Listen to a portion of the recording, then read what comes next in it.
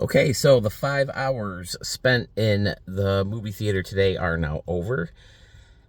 I liked Oppenheimer. I think it's cool to know a little bit more about what happened with the atomic bomb and all that stuff. I didn't get what was going on at first. I wish they would have explained that a little bit better. I'll just say I don't want to spoil anything, but there was a hearing. I didn't know what the hearing was for. I don't know what Oppenheimer was defending himself against, but there was definitely some times of intensity, times of sadness, realizing what people went through when it comes to a nuclear attack.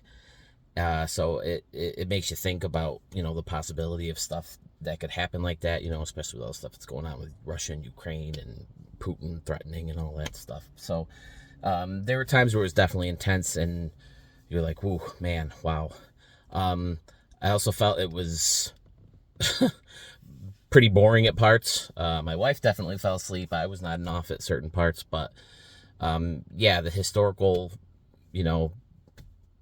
aspects of the movie were really, really significant and cool to see. And everyone was fantastic. Everyone says RDJ was amazing. Cillian Murphy was fantastic. Emily Blunt, I loved Emily Blunt's character in this movie. And yeah, overall, it was pretty good.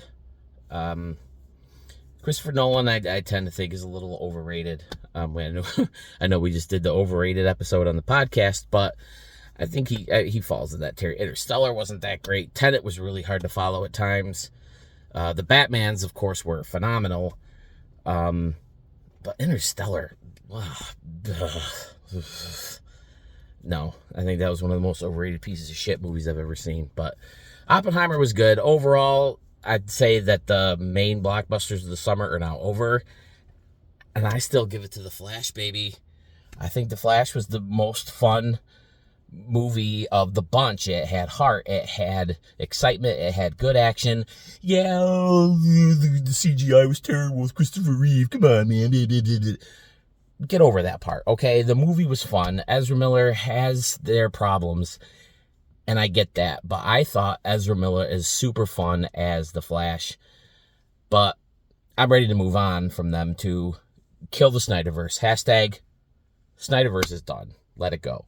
So I don't know how I got to Flash on Oppenheimer, but that's where we are. So if you go see it, you'll probably enjoy it. Like I said, a little long, a little boring, but going with an open mind, and going to an open mind when you listen to Respect the Pick on YouTube.